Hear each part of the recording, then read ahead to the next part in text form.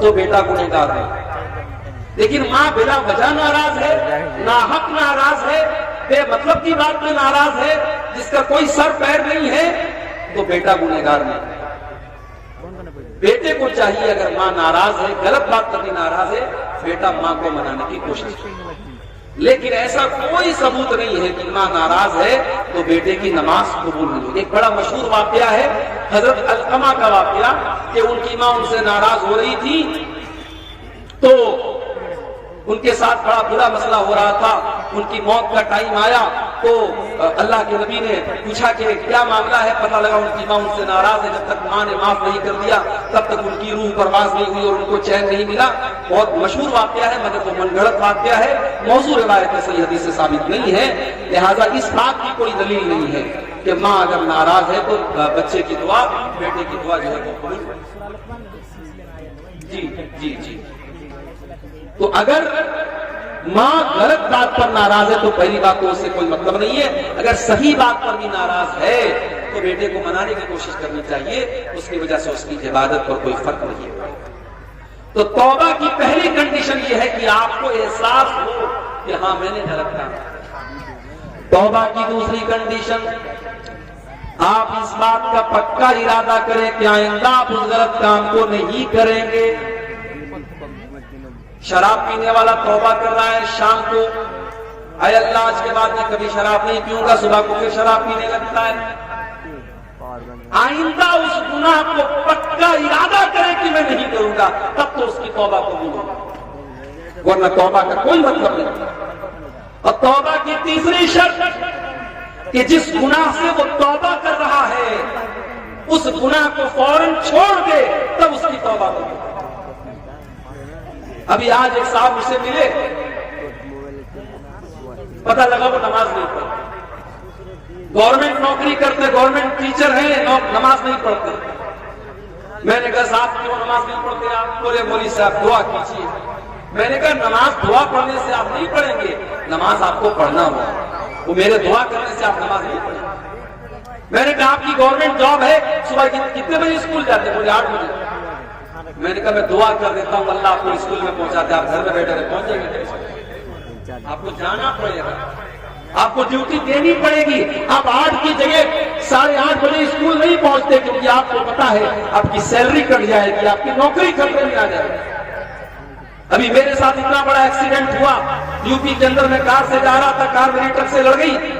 میں راتوں رات 350 کلومیٹر کا سفر کر کے واپس لوٹ رہا تھا. کیوں؟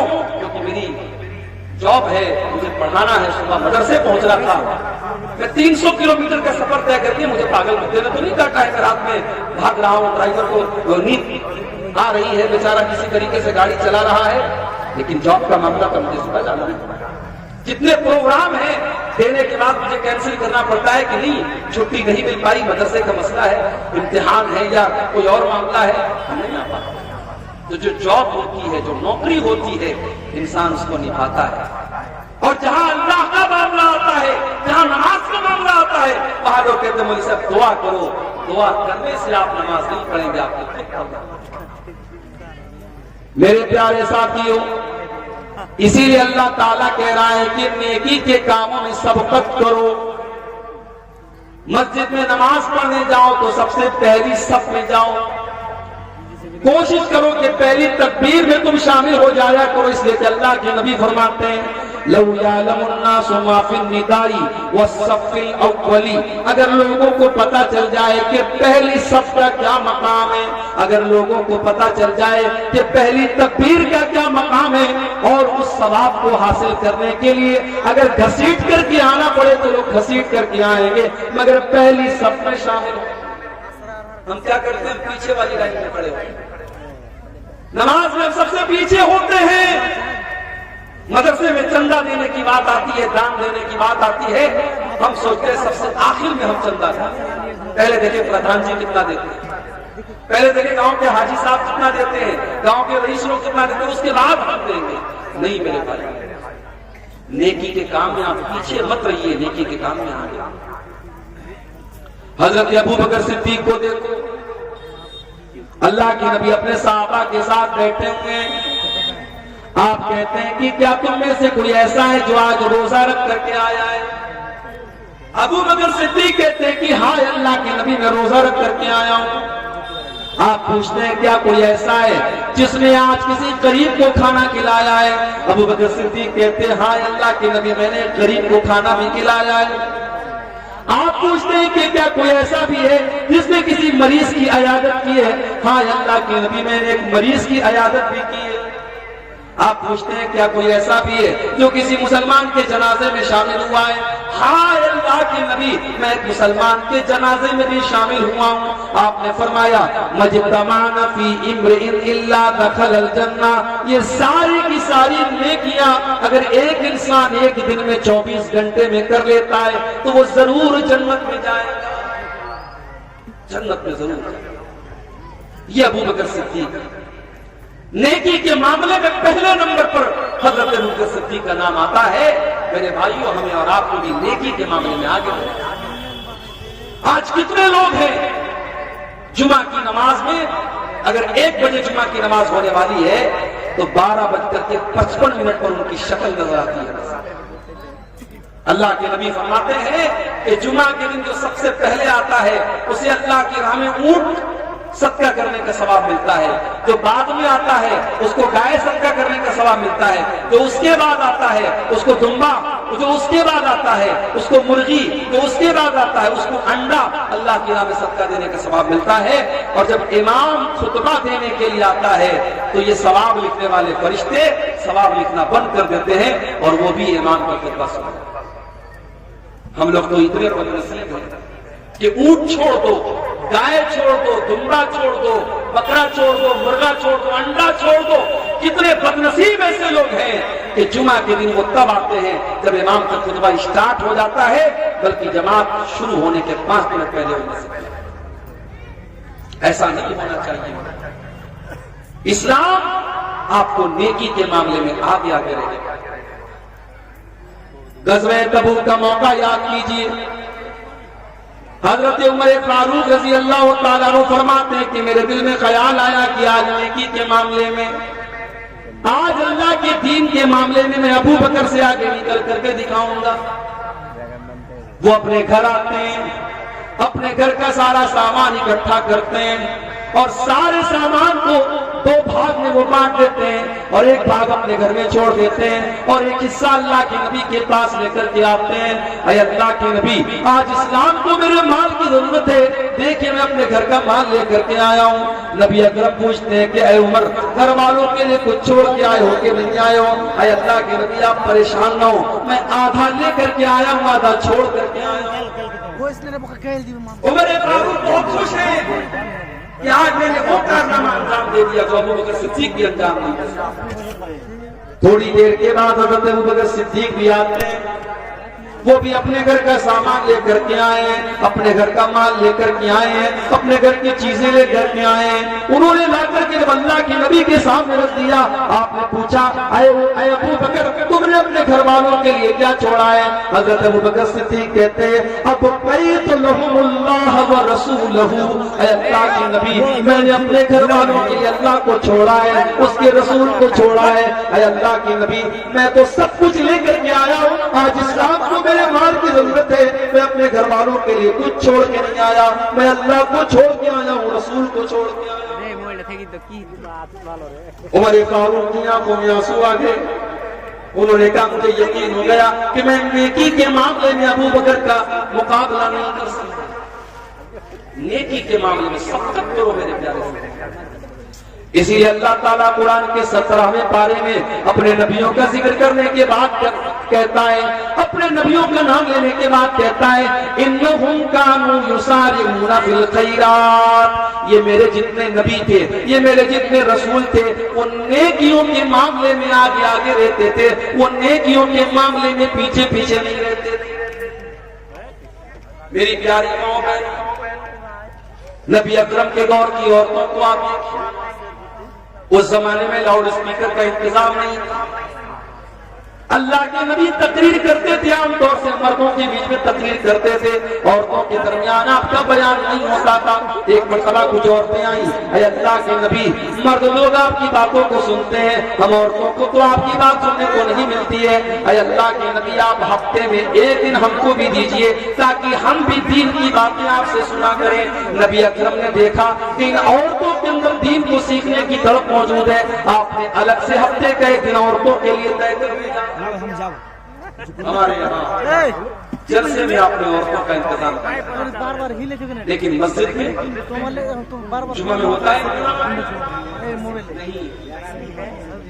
تراویح چھوڑ دیجیے، تراویح تو سال میں ایک بار ہوتی ہے، جمعہ میں کیوں نہیں؟ بنگال میں بھی نہ گیا، بنگال میں لوگوں نے بتایا پولیس صاحب ہمارے یہاں زیادہ تر مسجدوں میں عورتوں کا انتظام جمعہ میں نہیں۔ افسوس ہے آپ ہے ماشاء اللہ، شیر صاحبادی برادری کے لوگ ہوں گے، شیر صاحبادی برادری پوری کی پوری اہل حدیث مانی جاتی ہے۔ کیا اہل حدیث آپ ہیں؟ آپ کیا کی عورتوں کو دین کون سکھائے؟ مولوی صاحب ہفتے میں ایک دن تقریر کرتے ہیں، آدھا گھنٹہ دین کی بات بتاتے ہیں، آپ حضرات سن کے چلے آتے، گھر کی عورتوں کو کون بتائے گا؟ آج ہمارے گھر کی عورتوں کو بگاڑنے والی ہزاروں چیزیں ہیں، فیس بک ہے، سوشل میڈیا ہے، انٹرنیٹ ہے، تمام دنیا بھر کی چیزیں ہیں۔ ان کو دین سکھانے کے لیے سال کا ایک جلسہ کافی نہیں ہے، اور جلسے میں بھی بیچاری آتی ہے، تقریر کم سنتی ہے، شاپنگ زیادہ کرتی ہے، بچوں کو لے کے گھوم رہی ہے، ٹہل رہی ہے، کوئی ادھر بھاگ رہی ہے، کوئی ادھر بھاگ رہی ہے۔ آپ جمعہ کی نماز میں عورتوں کے لیے انتظام کیجیے، انتظام کیجیے۔ آپ نبی اکرم کے دور کی عورتیں آ کر کے ڈیمانڈ کرتی ہیں، اے اللہ کے نبی آپ ہمارے لیے انتظام کیجیے، ہمیں دین کی باتیں سنائیے۔ اور اگر آپ نے ایسا انتظام نہیں کیا، حالات بہت برے ہیں میرے بڑے۔ آج مسلمان لڑکیاں غیروں کے ساتھ بھاگ رہی ہیں، فرار ہو رہی ہیں، مرتد ہو رہی ہیں، اسلام کو چھوڑ رہی ہیں، اور ہمارا آپ سے تماشا دیکھتے ہیں۔ اپنی اولاد کو سنبھالیے، اپنے بچوں کو سنبھالیے، اپنی اولاد کو دین کی تعلیم دیجیے، ورنہ پچھتانا پڑے گا۔ اپنے بچے اور بچیوں کو جس طریقے سے آپ اسکول کی اور کالج کی تعلیم دیتے ہیں، اسی طریقے سے دین کی تعلیم دیجیے، انہیں اسلام کے بارے میں بتائیے، انہیں توحید کے بارے میں بتائیے، ورنہ آگے چل کر کے 10-15 سال کے بعد جو حالات ہوں گے، ہر گھر اور ہر خاندان میں اس طریقے کے کیس ہوں گے، پھر آپ کے پاس حالات کو کنٹرول کرنے کا کوئی راستہ نہیں۔ نیکی کے معاملے میں آگے بڑھیے، پیچھے مت رہیے۔ حضرت عمرو بن جموح رضی اللہ تعالیٰ عنہ ایک بوڑھے صحابی، اللہ کی راہ میں جہاد کرنے کی وجہ سے ان کی دونوں ٹانگیں خراب ہو چکی ہیں، عمر بھی 70 سال کے پار ہو چکی ہے۔ جب ایک جنگ کا موقع آتا ہے، اللہ کے نبی کے پاس ان کے چار بیٹے ہیں، ان کے چاروں بیٹوں نے اپنا نام لکھوایا۔ حضرت عمرو بن جموح نے کہا کہ اللہ کے نبی میرا بھی نام لکھ لیجیے۔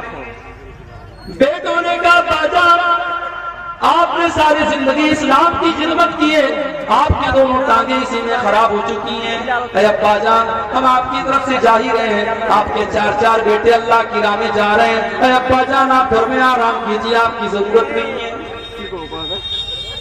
باپ نے کہا ٹھیک ہے میں لڑا ہو چکا ہوں، ٹھیک ہے میری ٹانگیں کام نہیں کر رہی ہیں، مگر میرے بازوؤں میں آج بھی طاقت ہے، میں دشمنوں کے چھکے چھڑا سکتا ہوں، میں اللہ کی راہ میں جہاد کرنا چاہتا ہوں، تم کون ہوتے ہو مجھے روکنے والے؟ باپ اصرار کر رہا ہے، بیٹے منع کر رہے ہیں، معاملہ اللہ کے نبی کے پاس آتا ہے، بیٹے کہتے ہیں اللہ کے نبی میرے باپ کو سمجھائیے، ان کو بتائیے وہ تو بوڑھے ہو چکے ہیں، ان کی دونوں ٹانگیں کام نہیں کر رہی ہیں۔ اللہ کے نبی نے حضرت عمرو بن جموح سے کہا کہ آپ مت جائیے، آپ کو ضرورت نہیں ہے۔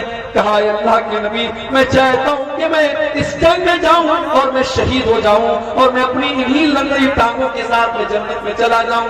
نبی اکرم نے ان کا جذبہ دیکھا، ان کے دل کا جذبہ دیکھا، آپ نے بیٹوں سے کہا جانے دو، ان کو اللہ کی راہ میں جانے کا شوق ہے، ان کے اندر جذبہ جہاد ہے، ان کو روکو مت، ان کو جانے دو۔ چنانچہ جنگ ہوتی ہے اور حضرت عمرو بن جموح اللہ کی راہ میں جہاد کرتے ہوئے اسی حالت میں شہید ہو جاتے ہیں۔ یہ تھے نبی کے ساتھ نیکی کے معاملے میں آگے آگے رہے۔ ہم اور آپ نیکی کے معاملے میں پیچھے رہے، انتظار میں رہتے ہیں کہ ہمیں کوئی جب موٹیویٹ کرے گا، جب کوئی کہے گا تب ہم یہ کام کریں گے۔ میرے پیارے ساتھیوں، نیکی کے معاملے میں آپ آگے۔ نبی اکرم کے صحابہ کو آپ دیکھیے، عبداللہ بن مسعود رضی اللہ تعالیٰ عنہ بہت بہترین قرآن پڑھا کرتے تھے، اتنا اچھا قرآن پڑھتے تھے کہ ایک مرتبہ اللہ کے نبی راستے سے جا رہے تھے، عبداللہ بن مسعود کے قرآن کی تلاوت کی آواز آپ کے کانوں میں پڑی۔ آپ نے فرمایا جس کو قرآن بالکل تازہ تازہ سننا ہو وہ عبداللہ بن مسعود کے منہ سے قرآن سن لے۔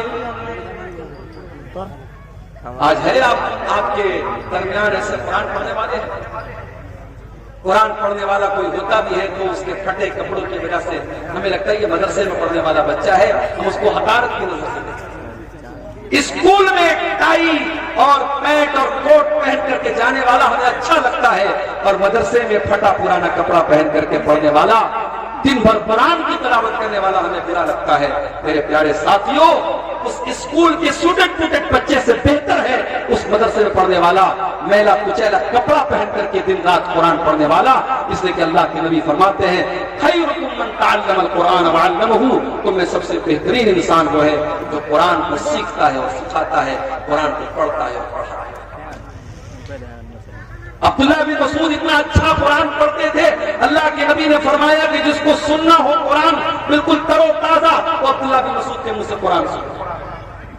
جب اللہ کے نبی نے یہ بات بیان کی، حضرت عمر فاروق کے دل میں خیال پیدا ہوا کہ یہ بات عبداللہ کو بتانی چاہیے۔ انہوں نے رات کے 12 بجے آدھی رات کو انہوں نے جا کر کے عبداللہ بن مسعود کے دروازے کو کھٹکھٹایا۔ عبداللہ بن مسعود نے دروازہ کھولا، دیکھا حضرت عمر آئے۔ کیا بات ہے عمر کیوں آئے ہو؟ آئے عبداللہ، مجھے معلوم ہے کہ یہ وقت مناسب نہیں تھا، رات کے 12 بج رہے ہیں، آدھی رات ہو چکی ہے، لیکن میں تمہیں ایک بات بتانا چاہتا ہوں، اللہ کے نبی نے تمہیں ایک خوشخبری دی۔ کیا خوشخبری؟ کہا ہے عبداللہ، نبی اکرم نے آج تمہاری تلاوت کی آواز سنی تھی، تو نبی اکرم نے فرمایا تھا کہ جس کو قرآن سننا ہو، بالکل تازہ تازہ قرآن سننا ہو، وہ عبداللہ کے منہ سے قرآن سن لے۔ میں نے سوچا کہ میں آدھی رات کو میں جا کر کے تم کو بتا دوں، تاکہ سب سے پہلے میں یہ خوشخبری تمہیں سنا دوں۔ ایک مسلمان کو اچھی خبر دینے میں بھی ثواب ملتا ہے، میں یہ خبر تمہیں سنانے لگا۔ حضرت عبداللہ نے کہا کہ آپ نے تھوڑا سا آپ نے ڈیلے کر دیا، تھوڑا سا لیٹ کر دیا۔ ابھی تھوڑی دیر پہلے حضرت ابو بکر صدیق آئے تھے اور انہوں نے یہ خبر مجھے دے دی ہے۔ حضرت عمر نے پیشانی پکڑ کے کہا کہ ابو بکر، عمر تیرا مقابلہ ہے۔ میرے پیارے ساتھیوں، یہ نبی کے صحابہ تھے جو نیکی کے معاملے میں سبقت کرتے تھے۔ آج ہم کاروبار میں سبقت کرتے ہیں، زمین جائیداد میں سبقت کرتے ہیں، دنیا کے عیش و آرام میں سبقت کرتے ہیں، لیکن ہم جنت کے لیے سبقت نہیں کرتے۔ سورہ آل عمران کی یہ آیت ہمیں یہی میسج دے رہی ہے، وَسَارِعُوا إِلَىٰ مَغْفِرَةٍ مِّن رَّبِّكُمْ وَجَنَّةٍ، میرے بندو تم اللہ کی جنت کو پانے کے لیے اور اللہ کی مغفرت کو پانے کے لیے جلدی کرو۔ میرے پیارے نوجوان ساتھیوں، جب ہم آپ سے نماز کے بارے میں کہتے ہیں، آپ کہتے ہیں مولوی صاحب ابھی تو جوانی کے ایام ہے، ابھی تو موج مستی کے دن ہے، جب 40 سال کے ہو جائیں گے، 50 سال کے ہو جائیں گے، ہم نماز بھی پڑھنے لگیں گے، ہم داڑھی بھی رکھ لیں گے، ہم حاجی بھی ہو جائیں گے۔ کون گارنٹی لے گا؟ کون گارنٹی لے گا کہ آپ 50 سال تک زندہ رہیں گے، 60 سال تک زندہ رہیں گے؟ ایک ایکسیڈنٹ آپ کی زندگی بدل سکتا ہے، ایک حادثہ آپ کو ختم کر سکتا ہے، ایک بیماری آپ کو برباد کر سکتی ہے۔ میرے پیارے نوجوان ساتھیوں، ما تدری نفس ماذا تکسب غدا، کوئی نہیں جانتا کہ کل اس کے ساتھ کیا ہونے والا ہے، اس لیے کل نہ کر، کل کا کوئی بھروسہ نہیں، کل تو کل ایک پل کا بھروسہ نہیں، فکر عقبا کی کر آج ہی بے خبر فکر عقبا کی کر آج ہی بے خبر کل نہ کر کل کا کوئی بھروسہ نہیں کل تو کل ایک پل کا بھروسہ نہیں کر عبادت خدا کی جوانی میں تو کر عبادت خدا کی جوانی میں تو کل بڑھاپا تیرے سر پہ آ جائے گا کل بڑھاپا تیرے سر پہ آ جائے گا قوت دست و پا ختم ہو جائے گی قوت دست و پا ختم ہو جائے گی پھر عبادت کا کوئی بھروسہ نہیں کل کا کوئی بھروسہ نہیں میرے نوجوان ساتھیوں نیکی کے معاملے میں سب مثال دے دنیا کہ ہاں یہ لڑکا نیکی کے معاملے میں آگے مسجد میں نماز پڑھنے جاؤ تو پہلی صف میں رہو عبادت کے معاملے میں سب کسی کو دھوکہ دینا کیسا ہے بہت اچھا کام کیا کرو اب یہ سب پوچھنے کے بعد جو امام صاحب اکثر جھوٹ بولے والدین کی نافرمانی کرے اور کبھی کبھار چوری کرے اس کی امامت میں نماز پڑھنا کیسا ہے لگ رہا ہے امام صاحب سے دشمنی ہو رہی ہے یہ لگ رہا ہے بالکل کیمرہ لگا کے بیٹھا امام صاحب کتنا جھوٹ بول رہا ہے کتنی نافرمانی کر رہا ہے کتنا چوری کر رہا ہے دیکھیے امام جو ہوتا ہے امام ایسے انسان کو بنانا چاہیے جو قرآن اچھا پڑھتا عالم ہو اور دیندار بھی ایسا کبھی کبھی ہوتا ہے کہ ایک انسان عالم ہے لیکن دیندار نہیں تو نماز کی امامت ایک اونچا مقام ہے یہ ہر انسان کو نہیں دینا چاہیے تو ایسے انسان کو امام نہیں بنانا چاہیے اگر ایسا انسان امام ہے نماز ہو جائے گی آپ کی نماز پر کوئی فرق نہیں پڑے گا مگر ایسے انسان کو امام نہیں بنانا چاہیے جو کھلم کھلا یہ سب کام اگر کر رہا ہے جھوٹ بول رہا ہے والدین کی نافرمانی کر رہا ہے چوری کر رہا ہے ایسے انسان کو امامت نہیں کرنا چاہیے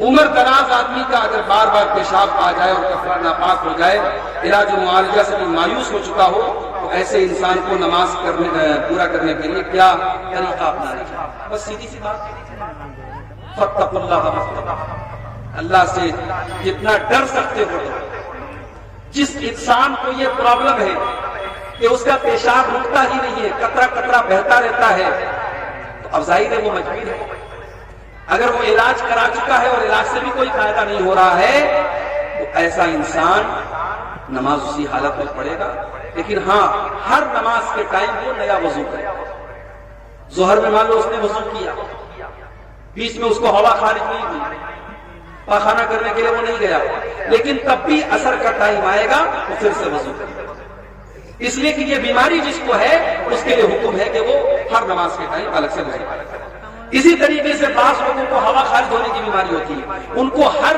منٹ پر ہوا خارج ہوتی ہے وہ ہر طریقے کا علاج کرا چکے ہیں لیکن ان کا مسئلہ حل نہیں ہوتا ہے تو ان کے بارے میں بھی صحیح مسئلہ یہی ہے کہ وہ اسی حال میں نماز پڑھیں گے وضو کریں گے اور نماز پڑھیں گے جامع مسجد میں جگہ کی قلت ہے مسجد کے ارد گرد بھی جگہ خالی نہیں ہے اس لیے مسجد کو دوسری جگہ منتقل کرنا چاہتے ہیں ایسی صورت میں مسجد کی پرانی زمین کو فروخت کر سکتے ہیں یا نہیں جبکہ منتقل شدہ مسجد کی زمین صرف 250 فٹ کی دوری پر ہے